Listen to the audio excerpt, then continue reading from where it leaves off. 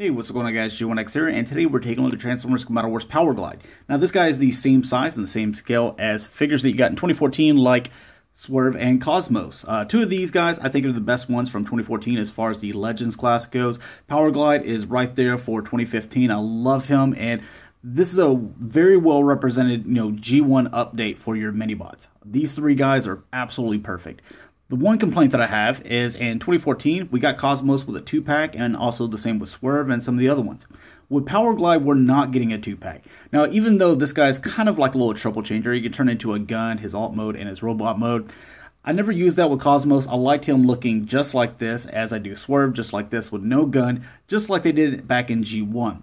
These guys I kind of used as the little micro changers, which I have them all, on a shelf all by themselves, and I think it's kind of a cool little gimmick for them and a nice new representation for the mini changers or mini bots, whatever they were called, or micro changers.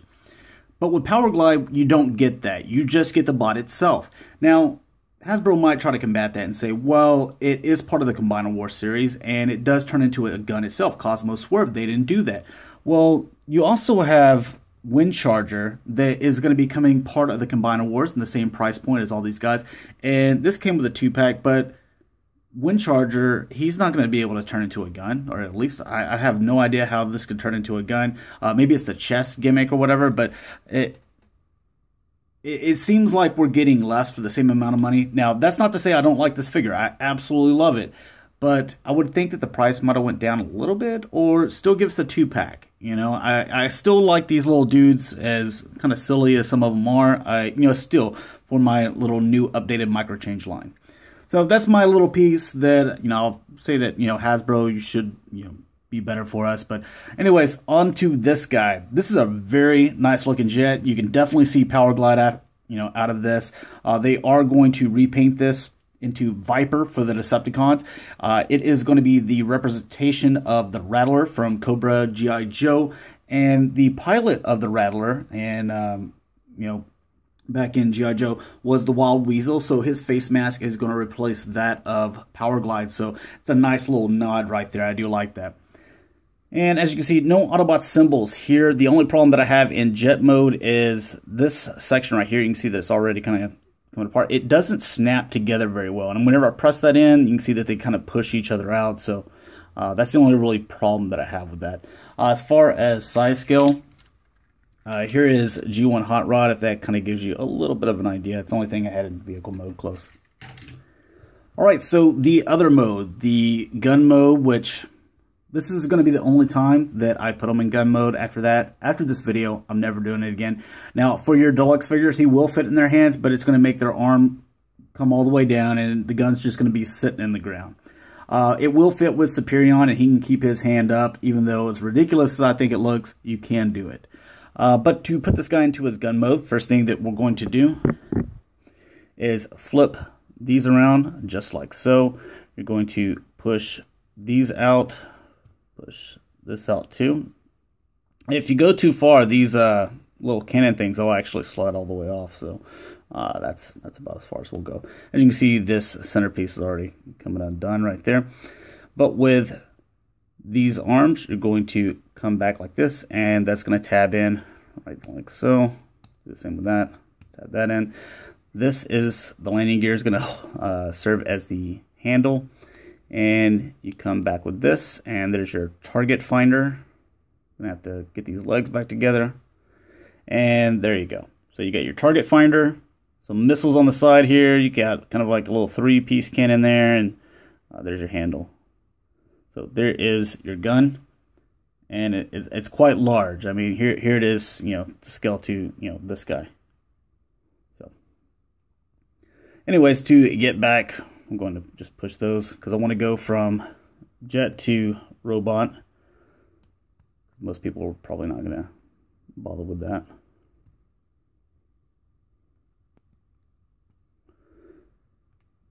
And you can kind of see what I'm talking about here with this section here. Just wish that would click into place just a little bit better. And you have jet mode again.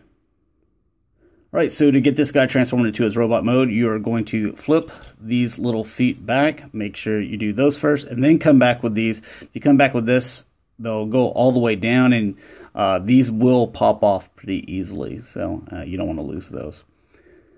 All right, you have legs done. There you go. Then with this section here, what I do, it doesn't tell you in directions to do it this early, but I go ahead and turn the head around just because it's a little tight. That way I don't have the wings in the way whenever I try to turn the head around, but nice little head reveal right there. Pop this up. This section will come back, and you can see those two notches there, one on that side, one on that side. They fit right there, and then you have those two that are going to fit right there. I'll go ahead and put the landing gear down, obviously. That'll snap into place. These wings just come out like so, and they snap just like they did in that gun mode.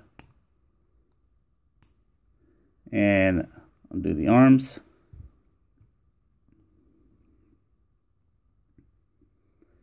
And there you have Powerglide. Kind of straighten his legs out a little bit. In his robot mode, which is a really nice little figure. You know, the one complaint that I do have with the figure is those legs are hard to snap together because it's only holding by, you know, that little piece right there, and it snaps into that. So that's really it. But most of you guys are probably going to put it in its robot mode. Now, as far as size comparison goes, here he is with Swerve, and they look quite nice together. Cosmos as well. So these are probably the three best represented, you know, close to G1 accurate that we saw on screen that you can get as far as the Autobots in the Legends class, in my opinion. Just for scale, I don't have G1, but there is Windcharger G1. Here is, you know, would be one of these mini bots, Bumblebee, but that's Masterpiece. Here is Deluxe. You can kind of get an idea there. And one little thing that we'll do real quick, if we put this little flap up here, if you got it. But this, most of you guys, if you're Powerglide fans or fans of G1, you remember this. I believe it was the episode "The Girl That Loved Powerglide," where he's riding on a carousel.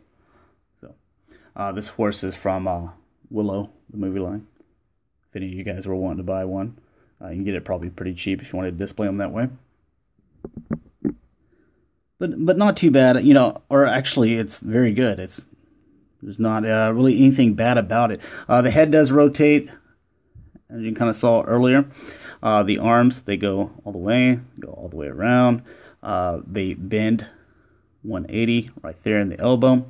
Nothing in the waist right there, but the legs, I mean, these are ball joints, go all the way around. They can kind of move a little bit there. These are ball joints, they move all the way around, go all the way back.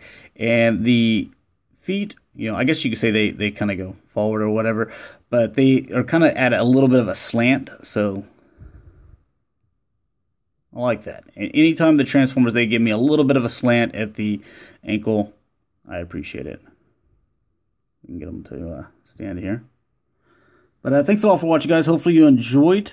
Good figure to pick up. Very well representative of G1 if you're a G1 fan. So thanks a lot. I'll talk to you guys later. Peace.